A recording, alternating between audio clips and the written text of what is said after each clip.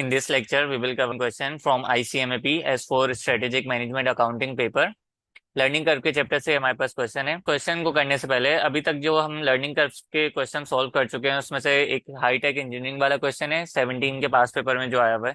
फिर 14 के पास पेपर का एक हमने क्वेश्चन सॉल्व किया था। उसके बाद सिमा P2 के हमने क्वेश्चन सॉल्व किए थे। फिर एक ये क्वेश्चन था बॉश लिमिटेड वाला जो learning curve plus life cycle costing, इसमें दोनों कॉन्सेप्ट टेस्ट हो रहे थे।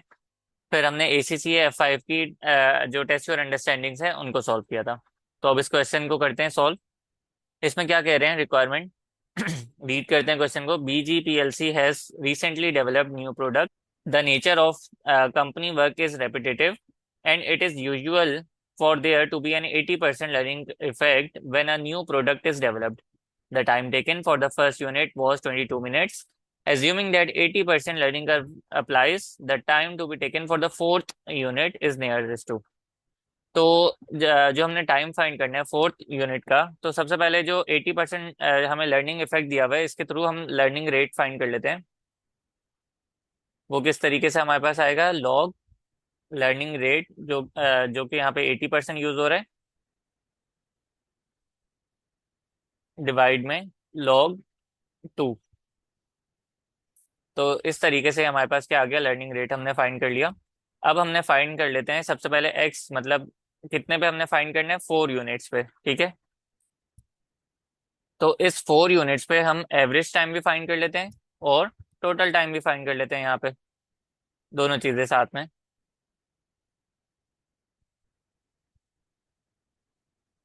सिमिलरली फिर हम फाइंड करेंगे x इक्वल्स टू 3 यूनिट्स पे, एक कम करके ना, ताकि हमने फिर क्या करना होता है, इन दोनों का डिफरेंस लेना होगा। मतलब 4 यूनिट्स पे जितना टोटल टाइम आएगा और 3 यूनिट्स पे जितना टोटल टाइम आएगा, इन दोनों का डिफरेंस लेंगे तो हमारे पास क्या आ जाएगा, x equals to fourth unit, ठीक है। इन दोनों का डिफरेंस कौन सा होगा, x equals to fourth unit. तो सॉल्व करते हैं यहाँ पे। अगर एवरेज टाइम फाइंड करें तो फॉर्मूला क्या है हमारे पास, यहाँ पे मैं अगर फॉर्मूला लिख दूं, y equals to a x और पावर में b, और b क्या होता है यहाँ पे, लर्निंग रेट, ये जो हमने ऊपर भी फाइंड कर लिया।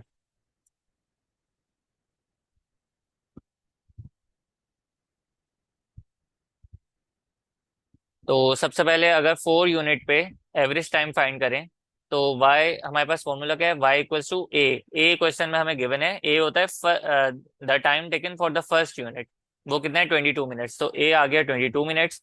मल्टीप्लाई करना है हमने x से, तो x यहाँ पे कितना है 4, तो 4 से मल्टीप्लाई। फिर हमने पावर में b लिखना है और b हमने कितना फाइंड कर लिया, 0.32 का। तो ये हमारे पास एवरेज टाइम आ गया 4 यूनिट्स पे। इसका टोटल टाइम कैसे निकालेंगे, एवरेज टाइम को जितने यूनिट्स हमने निकाले उससे मल्टीप्लाई, मतलब 4 यूनिट्स पे निकाले तो 4 से मल्टीप्लाई। तो ये हमारे पास टोटल टाइम आ गया।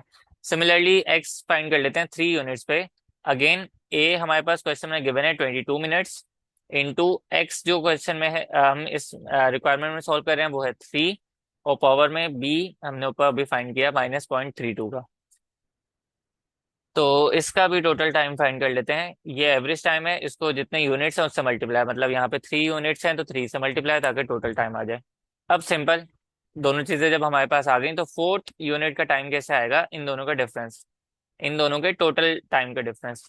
तो अगर इसको पॉइंट वाइज देखा जाए तो 9.98 जो है वो हमारे क्वेश्चन का आंसर हो जाएगा। मीन्स कि ऑप्शन बी इसमें करेक्ट हो जाएगा। तो सिंपल सा क्वेश्चन था, आई होप ये क्वेश्चन भी समझ आ गया होगा। That's all for this lecture.